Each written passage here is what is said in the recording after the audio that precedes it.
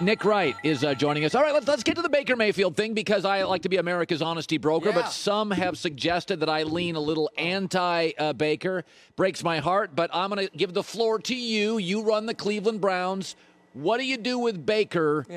Nick, my rule is you can't have the fourth best quarterback in a division. You just can't, at least not long term. What do you do with Baker?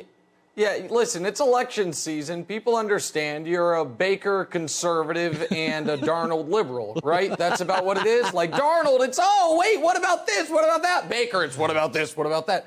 So here's the thing, and here's where I'll defend Baker. This year's quarterback draft class seems like it's going to be very good, the one that we just had, Tua, Herbert, Burrow, but we don't know yet because it's been too early. Can we look at what the last 5 years of first-round quarterbacks look like? I made this fancy graphic this morning for First Things First, and I saw you did something similar, and I think it's worth delving into because what are we evaluating Baker against? He's obviously not Mahomes, and I think it's safe to say Lamar is a star, Watson is a star, and Murray could be. Is there any other quarterback taken in the first round the last 6 years that you're convinced is better than Baker? Goff and Wentz went just as high as Baker did in the draft, essentially. Yeah. They've been worse this year. Well, those other guys might lose their jobs, and the other guys beneath them already have lost their jobs, Colin. So can I just put it back to you? What are we judging Baker against? Okay, so I agree with the GOAT tier and the Pro Bowler tier, and the average starter tier, Goff and Wentz. But Goff has been to a Super Bowl and he got there without a legendary defense and at the time an old offensive line. Wentz and Goff are better than average starters. Baker's in the barely holding on with Darnold, Jones, and Allen when you consider the quality of people he played on. So I agree with your graph. I just don't think Baker with his off-field stuff, with some of the nonsense. I think Goff and Wentz, there may be questions in the building. I think this Cleveland staff, they're looking for anything but a question. I don't think there's any confirmation in the building from anybody that he's the guy. That's my difference of opinion. Colin, you're talking about Wentz. This weekend, when we saw Cowboys-Eagles, we got to see in real time the experiment of what if you pulled a fan out of the stands to play quarterback in the NFL, and we got to see Ben DiNucci.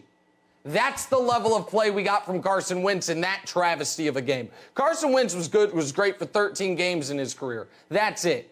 Goff, when you talk about Baker having everything perfect, Goff had everything extra perfect, and since then has regressed. So we just see it differently. Would I give Baker a contract extension? No. Would I pick up his fifth-year option? Absolutely. And I know Joy was talking about the Browns missing their window. I feel like people are trying to skip a step with the Browns. In the 50 games before Baker Mayfield stepped on the field, they won 4 times. They're going to make the playoffs this year. It's a massive improvement, so let's just give it a little bit of time. All right. So Brian Flores, who I think everybody kind of thinks is going to be one of the Belichick guys that works, it looks like that, he says this is not an experiment for Tua. And I say, if it's not an experiment, find me the examples of a team that won 3 of 4, all 3 by blowouts, only lost close to a Super Bowl potential team, Seattle. You pull him. The quarterback is shocked. You can win your division for the first time in 20 years because Belichick and Brady aren't working together. Let's just pull him and try Tua. I think they're doing it because they have Houston's pick. I think they're doing it because Tua doesn't have the size, the arm, or the wiggle to blow you away at practice. And I think people in the building are like, we better find out in 10 games because I see what you can be. It's called Burrow and Herbert. I see what you can be. It's called Lamar and Kyler Murray. I'm going to give you 10 games. That's 2020. That's the new rule. I do think it's an experiment with Tua. Do you? No. I must admit, I heard you talking about this. Yes. And I asked off the air, your ace producer, Alex Rosenbaum, I said, is there a story I'm missing? What, have I just been following the election and Tua got hurt again? Like, what's going on? Tua's on the hot seat a game in? They just drafted him. You said he doesn't have the size. Did he shrink since May? Like, they know. What are we talking about here? They could have had Herbert. They liked Tua more. Don't you think it's possible they went to him because of how he's looked in practice? They're like, you know what? He's not going to be that much of a downgrade from Fitzpatrick even as a rookie. We think we can make the playoffs with either guy, so let's go with the player with the upside who we need to get the reps to. You know how much I adore and respect you, Colin Cowherd. Yeah. This is approaching your Mount Rushmore of craziest things I've ever heard you say. He's played 5 quarters, and you're like, oh, hot seat, it's 2020. What are we talking about? All right, well, we'll see. Okay, so I said Jeter is New York, Aikman is Dallas, Big Ben is Pittsburgh. There are players that feel like an organization. Tom Brady wasn't Boston. He's aspirational. He's happy. He's international. He married a supermodel. His brand is avocado ice cream and yoga. He's not Boston. He conformed to Boston. What you're seeing now, his relationship with AB, taking more risks, wanting to help run a team, putting it out there. This is who he is. And people in Boston are like, boy, Tom is changing. And I'm like, no. Belichick is New England. Smart, cranky, and intense. And he golfs in Nantucket. That's a vacation for him for an hour. Like, I think Tom, this is closer to who he is. He is a pro player, big risk, put it out there. And I think the AB thing's going to work spectacularly. Your thoughts? Oh, okay, so I think the most interesting things that are going to be said about that topic, you just said them. So I want to take this slightly different because I had an aha moment while I was watching your monologue this morning. Brandon Marshall said something very interesting to me this morning when we were arguing about Baker Mayfield. He said, Nick, you like Baker because you're like Baker. Chip on your shoulder, always felt underestimated, some questionable off-the-field decisions, have a bit of a brashness to you. And I thought about it, and I was like, okay, you might have a point. And then I hear your ongoing love affair with Tom Brady, and I'm like, oh, that's it. Colin loves Brady because Colin is Brady.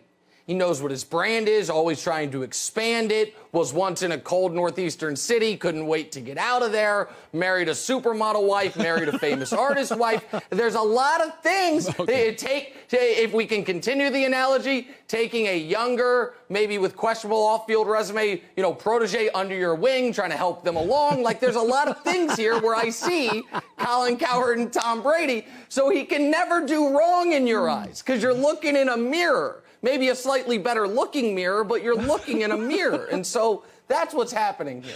Well, God, what you really said is you're Baker and I'm Brady, and I'd rather be me, according to your analogies right there. I'll be honest with you. I mean, for the time being, sure. Finally, a minute left. Yeah. I'm going to throw the craziest thing I've ever said. So the NBA is going to start in December, and LeBron's like, timeout. I just got done playing 8 weeks ago. Okay. If you're one of the final 4 teams, Denver Lakers, Boston, Miami, and you play any team that did not go into the bubble, you always play Denver, Lakers, Boston Heat. Get that? That's a home game. Those 4 teams this year are going to play 65% of their home games. Any non-bubble team that's had 8 months off, you play one of those 4. LeBron's like, hey, if you're going to make me play now, I get something back because I saved the league. If I opt out, the league's not the same. Those teams, anytime they play a non-bubble team, they play at their place. Am I nuts? Okay, so that is such a, outside the box idea.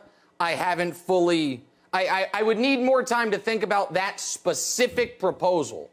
But I do totally agree that if they are going to try to start December 22nd, there needs to be some type of dispensation for the teams, a level of it for the teams that made the bubble, another level for teams that made the playoffs, and another level for the Final Four.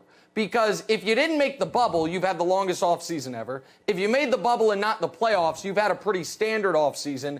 Meanwhile, the Lakers and the Heat, and as you mentioned, the Nuggets and the Celtics, their offseason's going to feel like just one long all-star break and that's it. So I don't know if you have quite solved it, but I think it's got to be something along those lines. I'm going to let that You've given me a lot to think about here. I got to let it marinate for a moment. It is certainly not the craziest thing you've ever said. It is not even close to the craziest thing you've said in the last 31 minutes because you just benched Tua and he just started playing.